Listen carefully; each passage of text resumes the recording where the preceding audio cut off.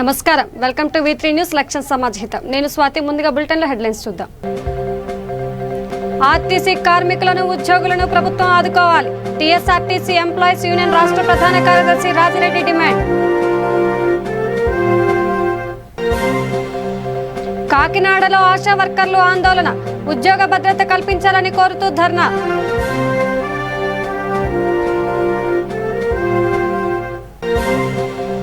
జగిత్యాలలో కళ్యాణ లక్ష్మి చెక్కులు, రంజాన్ తోఫాల పంపిణీ. కరోనా సంక్షోభంలోనూ ప్రభుత్వం పథకాలు ఆపలేదన్న ఎమ్మెల్యే.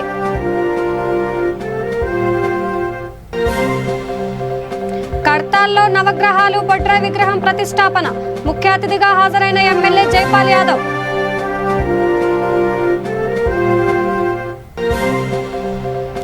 తిరుమల శ్రీవారి ఆస్థాన మండపంలో అగ్ని ప్రమాదం. దుకాణంలో చెలరేగిన మంటలు, 6 షాపులు దగ్ధం. ఇక డీటెయిల్స్ చూస్తే, కరోనా మహమ్మారి నుండి ఆర్టీసీ కార్మికులను ఉద్యోగులను కాపాడాలని టీఎస్ఆర్టీసీ ఎంప్లాయీస్ యూనియన్ రాష్ట్ర ప్రధాన కార్యదర్శి రాజిరెడ్డి కోరారు. హైదరాబాద్ ఆర్టీసీ ఎంప్లాయీస్ యూనియన్ కార్యాలయంలో కరోనాపై జరిగిన రౌండ్ టేబుల్ సమావేశంలో వివిధ కార్మిక సంఘాల నాయకులు పాల్గొన్నారు. ఈ సందర్భంగా రాజారెడ్డి మాట్లాడుతూ, గత కరోనా నుండి కార్మికులు ఉద్యోగులు కోలుకోకముందే సెకండ్ వేవ్ మొదలై 40 మంది వరకు కార్మికులు చనిపోయారని అన్నారు. ప్రభుత్వం యాజమాన్యాలు కార్మికులను కాపాడుకునేందుకు కరోనా నివారణ చర్యలు తీసుకోవాలని, కార్మికులను ఫ్రంట్ లైన్ వారియర్స్ గుర్తించి వ్యాక్సిన్లు ఇవ్వాలని అన్నారు. తమ సమస్యలను పరిష్కరించకపోతే ఈ నెల 11న డిపోల ముందు నల్ల బ్యాడ్జీలతో నిరసన చేపడతామని, 13న బస్ భవన్ ముందు అన్ని కార్మిక సంఘాలతో కలిసి ఆందోళన చేపడతామని హెచ్చరించారు. విజృంభిస్తున్న సందర్భంగా ఆర్టీసీలో ప్రతి డిపోకు 20కి పైగా కార్మికులు, రాష్ట్ర వ్యాప్తంగా 1000 మందికి పైగా కరోనా బారిన పడి, అందులో 40 మందికి పైగా కార్మికులు చనిపోవడం జరిగింది. నిన్న 3 చనిపోయారు, మొన్న 3 చనిపోయారు. ఇట్లా రోజు 2-3 పిట్టల్లాగా రాలిపోతున్నారు. కానీ యాజమాన్యం కానీ ప్రభుత్వం కానీ కరోనా బారిన పడ్డ ఆర్టీసీ కార్మికుల ట్రీట్మెంట్ గురించి ఎలాంటి శ్రద్ధ చూపడం లేదు. తారనాథ్ హాస్పిటల్ పోతే ఓన్లీ కిట్ ఇస్తున్నారు. ఆ కిట్ తర్వాత ఐసోలేషన్ వాటర్ లేదు, ఆక్సిజన్ అవసరం ట్రీట్మెంట్ లేదు, వెంటిలేటర్ అవసరం ట్రీట్మెంట్ లేదు. కాబట్టి ఆ అవసరం మీద పోయిన కార్మికులు, వెంటిలేటర్ వరకు ఆక్సిజన్ లెవెల్ తగ్గిన వరకు పోయిన కార్మికులు లక్షల రూపాయలు ఖర్చు పెట్టి హాస్పిటల్లో ట్రీట్మెంట్ చేసుకునే పరిస్థితి లేదు.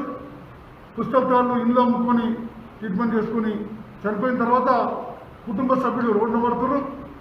కాబట్టి మేము ప్రభుత్వం డిమాండ్ చేస్తున్నాం. ఈరోజు 2 వెంటిలేటర్ తోటి, 10 ఆక్సిజన్ బెడ్స్ తోటి, ఐసీ బెడ్స్ తోటి తార్నాకలో ఒక 200 బెడ్లు ఉన్నాయి. Isolation ward, special isolation ward ఏర్పాటు చేయమంటున్నాం. అలాగే ఆర్టీసీ కార్మికులు కరోనా పాజిటివ్ వస్తే అందరూ ఒక్క రూమ్లో కిరాయికునే వాళ్ళు చాలామంది, బీద వాళ్ళు, బడుగు బలైన వర్గాలు, మేము తక్కువ జీతాలతో పనిచేస్తున్నాం. కాబట్టి ఒక్క రూమ్లో జీవనం సాగించాలంటే పిల్లలకు, భార్య కూడా కరోనా సోకి ఇబ్బంది పడుతున్న సందర్భాలు ఉన్నాయి. ఇక్కడ అకీంపేటలో 50 రూమ్ల పైగా వేస్ట్ ఉన్నాయి రూమ్లు. అక్కడ హోమ్ క్వారంటైన్ అక్కడ చేసుకుంటట్టు పెట్టి వాళ్ళకు భోజన హాస్టల్ కూడా ఉంది, అక్కడ క్యాంటీన్ ఉంది. వాళ్ళకు భోజన వసతి కల్పిస్తే సరిపోతుంది. కాబట్టి ఆ అవకాశం కూడా కల్పించాలని డిమాండ్ చేస్తున్నాం. అలాగే అవసరం ఉంటే ప్రైవేట్ హాస్పిటల్కు రెఫర్ చేయాలని చెప్పి డిమాండ్ చేస్తున్నాం. ఆ కరోనా పాజిటివ్ వచ్చిన కార్మికుడికి 21 రోజు స్పెషల్ క్యాజువల్ ఇవ్వాలని డిమాండ్ చేస్తున్నాం. అలాగే కరోనా పాజిటివ్ వచ్చిన కార్మికునికి చనిపోతే 50 లక్షల బీమా సౌకర్యం కావాలని డిమాండ్ చేస్తున్నాం. ఈరోజు మొత్తం బస్సులు నడుస్తలేరు. కరోనా పాజిటివ్ వస్తున్న సందర్భంగా తగ్గించి బస్సులు నడుపుతారు. కాబట్టి ఆ రోజు డ్యూటీకి ముందే జీతాల్లోకి వెళ్తలేదు, ముందు ఆ జీతంలో ఖర్చు చేస్తున్నారు. డ్యూటీ దొరుకుంటే నేను టైంలో డ్యూటీకి వచ్చి రిపోర్ట్ చేసే వరకు హాజరిచ్చి జీతం అని చెప్పి డిమాండ్ చేస్తున్నాం. కరోనా సెకండ్ వేవ్ ఇక తూర్పుగోదావరి జిల్లా కాకినాడలో ఆశా వర్కర్లు ఆందోళన బాట పట్టారు. తమకు ఉద్యోగ భద్రత కల్పించాలని కోరుతూ ధర్నాకు దిగారు. ఆశా వర్కర్లను సచివాలయంకు అప్పగించే ప్రయత్నాలను ఉపసంహరించుకోవాలని, వేతనాల్లో సగం జీతాన్ని పెన్షన్ రూపంలో పదవీ విరమణ అనంతరం అప్పగించాలని కోరారు. సంక్షేమ పథకాలను ఆశా వర్కర్లకు వర్తించేలా చర్యలు తీసుకోవాలని, ఖాళీగా ఉన్న పోస్టులను భర్తీ చేయడంతో పాటుగా మరణించిన ఆశా వర్కర్లకు 50 లక్షల రూపాయల బీమా కల్పించాలని డిమాండ్ చేశారు. ఆశా వర్కర్లకు మాస్కులు, వ్యాక్సిన్ తర్వాత తగిన విశ్రాంతి, తగ్గించాలి పని ఒత్తిడి, ఆశా వర్కర్లకు మాస్కులు, ఆశా వర్కర్కి గ్లౌజులు, ఆశా వర్కర్కి గ్లౌజులు, ఆశా వర్కర్కి గ్లౌజులు, వ్యాక్సిన్ తర్వాత ఆశా వర్కర్ రక్షణ పరికరాలు, ఆశా వర్కర్ల మరణాలు అరికట్టాలి, అధికారులు ముందస్తు చర్యలు చేపట్టాలి, అధికారులు ముందస్తు చర్యలు చేపట్టాలి. ఆశా వర్కర్స్ కోవిడ్ కాలంలో కోవిడ్ సేవలు అందిస్తూ గతం నుంచి కూడా 5 ఆశా వర్కర్లు కోవిడ్తోనే చనిపోయారు. అయితే మరణించిన ఆశా వర్కర్లకే ఇంతవరకు ప్రభుత్వం ఇచ్చిన 50 లక్షల ఇన్సూరెన్స్ ఇంతవరకు కూడా అందించలేదు. తాజాగా మన మే నెల 1వ తేదీన కాకినాడ అర్బన్ ఏరియాలో ఆశా వర్కరు ఎల్ సుజాత కోవిడ్తో మరణించింది.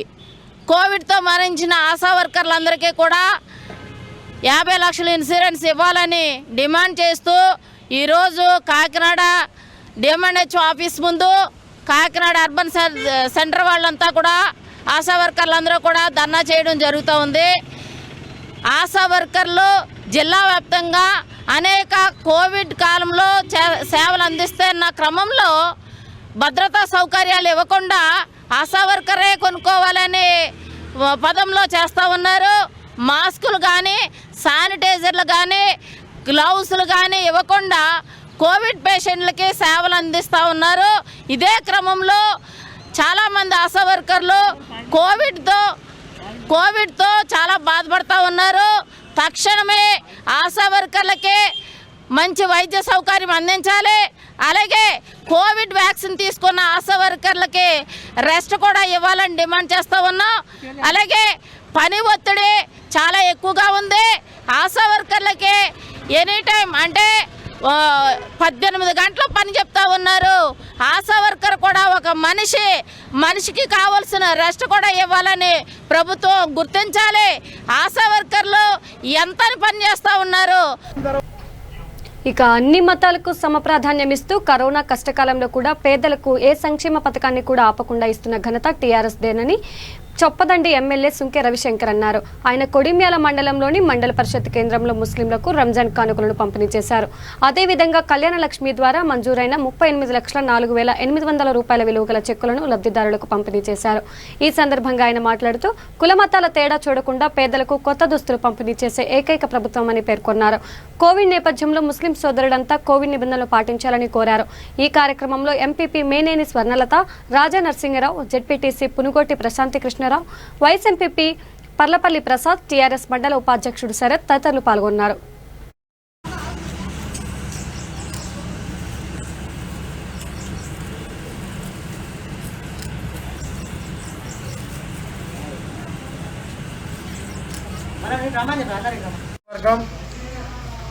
కొడిమ్యాల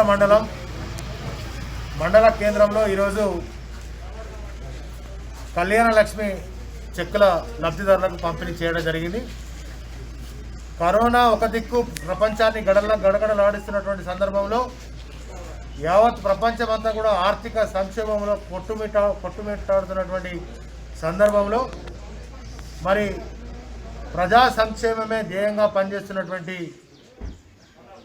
దేశానికే ఆదర్శవంతమైనటువంటి దేశానికే దిక్సూచి పరిపాలన అందిస్తున్నటువంటి గౌరవ ముఖ్యమంత్రి కల్వకుంట్ల చంద్రశేఖరరావు గారి నేతృత్వంలో ఇవాళ ఇంత సంక్షోభం ఉన్నా కూడా ఒక్క సంక్షేమ పథకాన్ని కూడా ఆపకుండా ఈ దేశ చరిత్రలోనే మరి పేద ప్రజలకు, బడుగు బలహీన వర్గాల ప్రజలకందరికీ కూడా సంక్షేమ పథకాలు అందిస్తున్నటువంటి ఏకైక ముఖ్యమంత్రి కల్వకుంట్ల చంద్రశేఖరరావు గారు.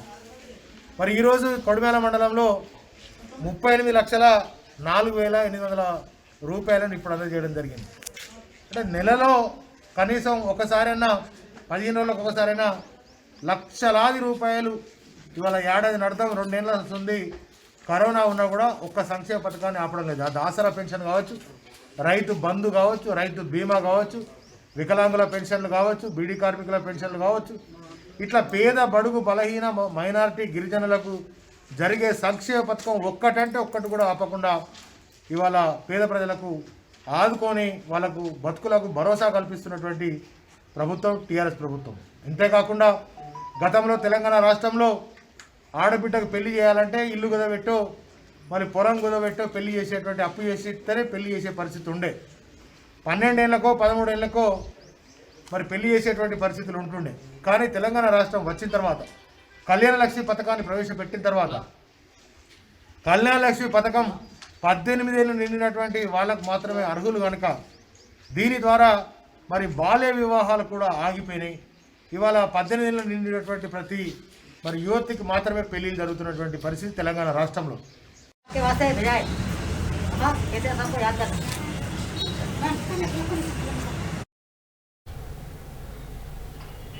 ఇక రంగారెడ్డి జిల్లా కడ్తాల్ మండలం రావిచేడు గ్రామంలో ధ్వజస్తంభం, నవగ్రహాలు, బుడ్రాయ్ విగ్రహం ప్రతిష్ట కార్యక్రమం ఘనంగా జరిగింది. ఈ కార్యక్రమంలో ముఖ్య అతిథిగా ఎమ్మెల్యే జైపాల్ యాదవ్, ఎంపీటీసీ బొప్పూడి గోపాల్, ప్రజాప్రతినిధులు, గ్రామ పెద్దలు పెద్ద సంఖ్యలో పాల్గొన్నారు. ఉత్సవం భాగంగా బోనాల ఊరేగింపు నిర్వహించి అనంతరం బుడ్రాయ్ ప్రతిష్ఠించారు.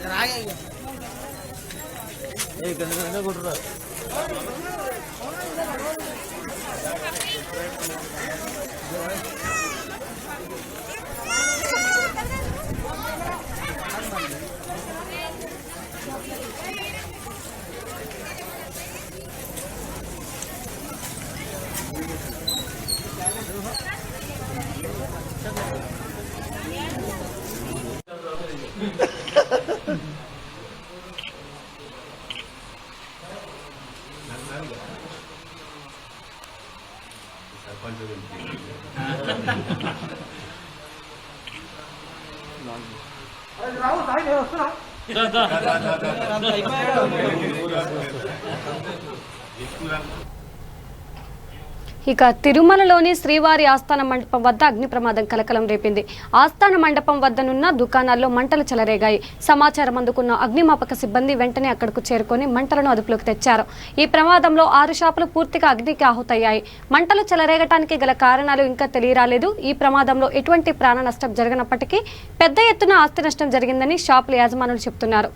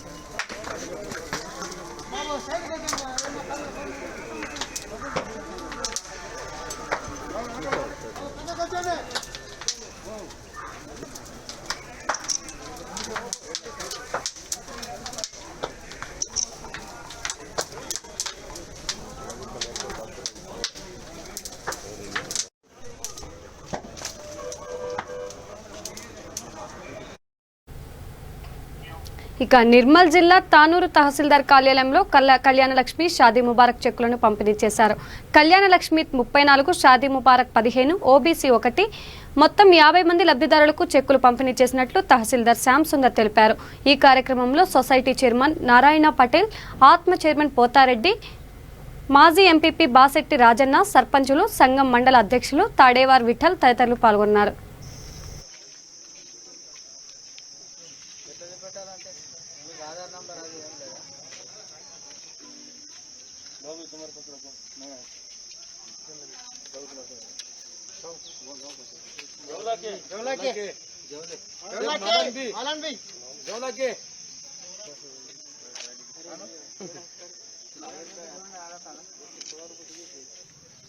सक्कू भाई बोल सा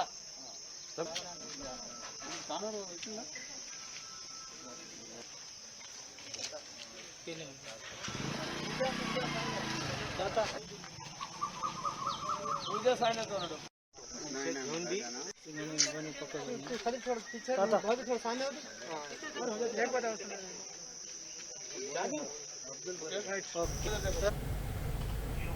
ఇక విశాఖ ఇలవెల్పు శ్రీ శ్రీ కనక మహాలక్ష్మి అమ్మవారి దేవస్థానంలో ప్రపంచంలో విలయతాండవం చేస్తున్న కరోనా మహమ్మారి తగ్గుముఖం పట్టాలని మృత్యుంజయ హోమం నిర్వహించారు. కరోనా తొలగిపోయి ప్రజలందరూ సుభిక్షంగా ఉండాలని ప్రార్థించారు.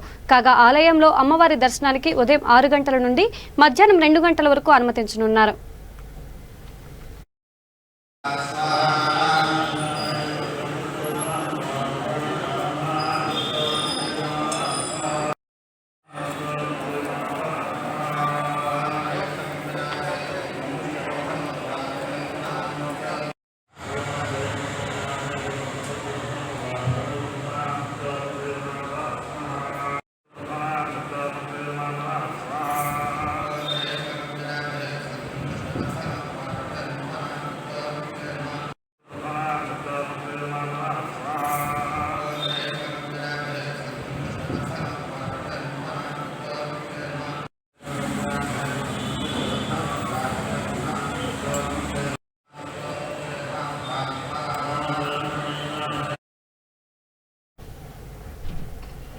ఇక నిర్మల్ జిల్లాలో కురిసిన అకాల వర్షానికి భారీ పంట నష్టం జరిగిందని, బాధిత రైతులను ప్రభుత్వం ఆదుకోవాలని డీసీసీ అధ్యక్షులు రామారావు పటేల్ డిమాండ్ చేశారు. బైన్సాంలోని తన నివాసంలో ఆయన మీడియాతో మాట్లాడారు. కరోనా కష్టాల్లో ఉన్న తరుణంలో వడగండ్ల వర్షం రైతుకు కడగండ్లు బిగిల్చిందని ఆయన ఆవేదన వ్యక్తం చేశారు. పలు గ్రామాల్లో మొక్కజొన్న నిల్వలు వర్షపు నీటిలో తడిసిపోయాయని, తక్షణమే మొక్కజొన్న పంటను ప్రభుత్వం కొనుగోలు కేంద్రాలు ఏర్పాటు చేసి కొనుగోలు చేయాలని డిమాండ్ చేశారు. వ్యవసాయ అధికారులు సర్వే చేపట్టి నష్టపరిహారం అంచనా వేయాలన్నారు. అదేవిధంగా పిడుగుపాటుతో మృతి చెందిన స్థానిక రైతు కుటుంబాలకు నష్టపరిహారం ఇవ్వాలని విజ్ఞప్తి చేశారు. వడగళ్ల వాన భారీగా పంట నష్టం జరిగింది. మా నియోజకవర్గంలో నర్సాపూర్ మండలంలో గొల్మాడ విలేజ్లో అక్కడ పోయి చూస్తే అక్కడ రైతులు కన్నీరు నీళ్ళు అయిపోతున్నారు. మొక్కజొన్న, మన జొన్న పంట, అదేవిధంగా వరి పంట మొత్తం భూనాశనం అయిపోయింది. ఇక్కడ బాసర మండలంలో వని, కౌట, సాలాపూర్, బాసర్ కొంత ఏరియా, బిద్రాలి విలేజ్లో మొక్కజొన్న నష్టమైపోయింది. ముదోల్ మండలంలో బోర్గాం విలేజ్లో ఎద్దు చనిపోయినాయి.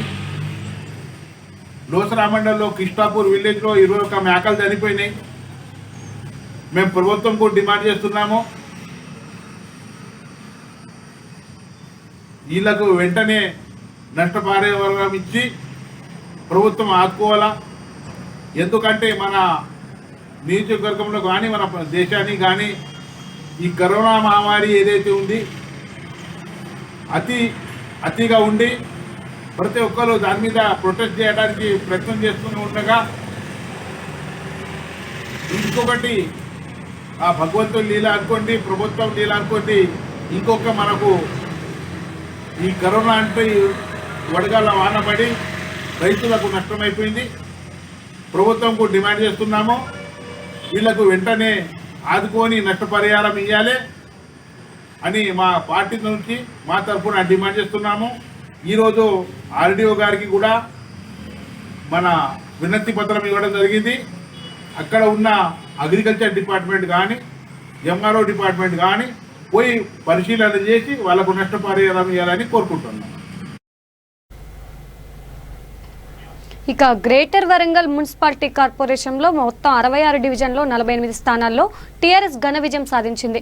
దీంతో వరంగల్ టీఆర్ఎస్ శ్రేణులు సంబరాల్లో మునిగిపోతున్నారు. 64 డివిజన్లో గులాబీ శ్రేణులు టపాసులు పేల్చి ఆనందం వ్యక్తం చేశారు. అదేవిధంగా ఢిల్లీ పబ్లిక్ స్కూల్ నుంచి గెలిచిన అభ్యర్థులతో బైక్ ర్యాలీ నిర్వహించి విజయోత్సవాలు నిర్వహించారు. Welcome to V3 news. లక్ష్యం సమాజహితం. మనం ఈరోజు గ్రేటర్ వరంగల్ మున్సిపాలిటీ కార్పొరేషన్ మొత్తం 66 డివిజన్లలో 48 స్థానాల్లో కారు విజయం సాధించింది. మనం ఇప్పుడు 64వ డివిజన్లో ఉన్నాం. టీఆర్ఎస్ గెలిచిన సందర్భంగా విజయోత్సవ సంబరాలు ఘనంగా జరుగుతున్నాయి.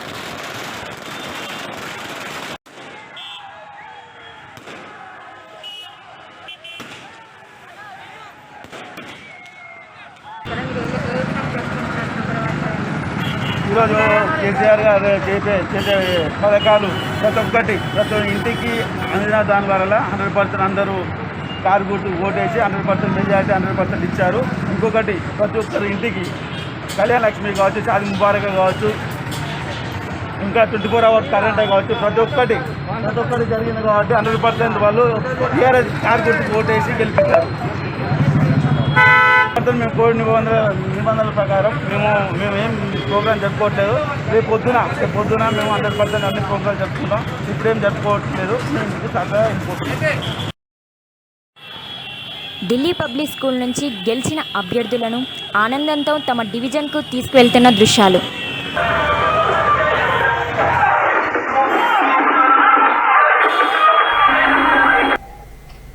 ఇక ప్రస్తుతం రోజుల్లో నీటి వనరులపై ప్రతి ఒక్కరూ ప్రత్యేక శ్రద్ధ వహిస్తున్నారు. కరోనా కాటేస్తున్న తరుణంలో వ్యక్తిగత అవసరాల కోసం మంచినీటి వాడకంపై దృష్టి సారిస్తున్నారు. ప్రజల అవసరాలను తీర్చే దిశగా పలు సంస్థలు ముందుకు వస్తున్నాయి. విశాఖ వేదికగా ఓ సంస్థ మినరల్ వాటర్ ప్రాడక్టును విడుదల చేశారు. ఈ మంచినీటి జలాలు ప్రజల దాహర్తిని తీర్చడంతో పాటుగా ఆరోగ్యంగా ఉండేలా దోహదపడతాయని ఆ సంస్థ ప్రతినిధులు తెలిపారు. దేశ రామమూర్తి గారు ఆయన ఇంతకుముందు విదేశాల్లో పనిచేస్తున్నారు. ఇక్కడికి వచ్చారు. వచ్చి ఏదైనా స్టార్ట్ చేద్దామన్న ముఖ్య ఉద్దేశంతో ఆలోచించి ఆఫ్లైన్ వాటర్ ప్రారంభిస్తే బాగుంటుందని అన్ని విధాలు రీసెర్చ్ చేసి కంపెనీని స్టార్ట్ చేయడం జరిగింది. సుజాత్ నగర్లో ప్లాంట్ ఉంది.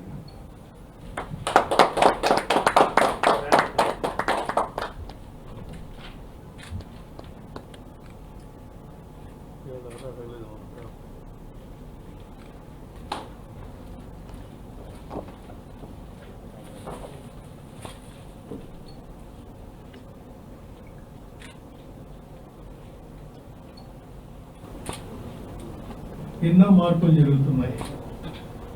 నేను వ్యాపారంలో గడుపుపెట్టి 52 సంవత్సరాలు అయింది. అప్పటి నుంచి ట్రావెలింగ్ బిజినెస్లో ఉంటాం. ట్రావెల్ చేయటం, బయటికి వెళ్ళాల్సి రావటం. ఆ రోజుల్లో అయితే రైల్వే స్టేషన్లో ప్లాట్ఫామ్ మీద దొరికే వాటర్ కానీ, లేకపోతే మున్సిపల్ ట్యాప్ వాటర్ కానీ, ఈ రకమైనవి మంచి ఎక్కడ దొరికితే అక్కడ చిన్న ఫ్లాస్కుల్లో పట్టుకుని ప్రయాణం చేస్తుండేవాళ్ళం. అలాంటిది ఈరోజు మినరల్ వాటర్ బాటిల్ కొనకుండా ఎవరు కూడా ప్రయాణం చేయట్లేదు. అందులో కూడా సాఫిస్టికేషన్లో కొన్ని రకాల మంచి కంపెనీలు, లోకల్ మ్యానుఫ్యాక్చరర్స్, ఇంటర్నేషనల్ బ్రాండ్స్ అన్ని ఎన్నో రకాలు వస్తున్నాయి. వాటర్ని తీసుకెళ్లి ప్యూరిఫై చేస్తారు. ప్యూరిఫై చేయడంతో పాటు మినరల్ అంతా తీసేస్తారు. అయితే మినరల్ లేకపోవడం వల్ల మనకి ప్రాబ్లమ్స్ ఏవైతే రెగ్యులర్ వాటర్ తాగడం వల్ల, చూడండి పల్లెటూరులో న్యాచురల్ వాటర్ తాగితే ఉన్న బెనిఫిట్ మనకు ఉండదంటారు కదా, ఇదే కారణం. అయితే మేమందరం ఏంటంటే ఒక 3-4 ఏళ్ళ కిందట కెన్స్ అనే ఒక కంపెనీ వాళ్ళు జపాన్ నుంచి వచ్చి 3 లక్షల రూపాయలకు మిషన్ ఇచ్చారు. 1 లక్ష, 2 లక్షలు, 3 లక్షలు. అది మేము ఇంట్లో పెట్టుకుని వాటర్, రెగ్యులర్ వాటర్ దాన్ని కనెక్ట్ చేస్తే ఆరో వాటర్ దాని నుంచి వచ్చి మేము వాడుతున్నాం. అయితే ఇది మహా అయితే ఓ 5%, 2% ఇళ్ళలో వాడతారు. Very expensive affair. అయితే ఎప్పుడైతే ఇది ప్రోడక్ట్ చెప్పారో నాకు చాలా సరదా వేసింది. నేను 1.5 years, 2 years పెట్టి మా ఇంట్లో వాడుతున్నాను. These are the people where మామూలు వాటర్, ఆర్ఓ వాటర్ని తీసుకెళ్ళి మినరల్ మేయించి దాన్ని పంప్ చేస్తే ఆ మినరల్ తీసుకుని వచ్చిన వాటర్ pH ఫ్యాక్టర్ అంటారు, అంటే ఆరోగ్యానికి అనిపించవచ్చు పదం. యాక్చువల్గా ఇది న్యూజిలాండ్లో ఒక నేటివ్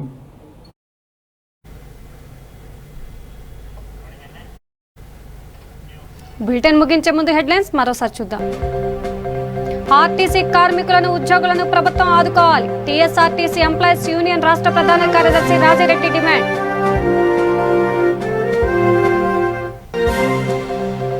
కాకినాడలో ఆశా వర్కర్లు ఆందోళన. ఉద్యోగ భద్రత కల్పించాలని కోరుతూ ధర్నా.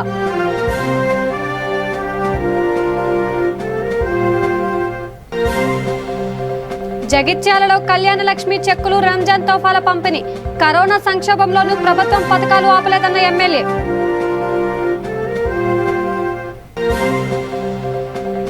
కడత్తాల్లో నవగ్రహాలు బొడ్రా విగ్రహం ప్రతిష్టాపన.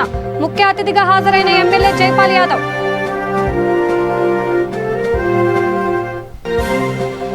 తిరుమల శ్రీవారి ఆస్థాన మండపంలో అగ్ని ప్రమాదం.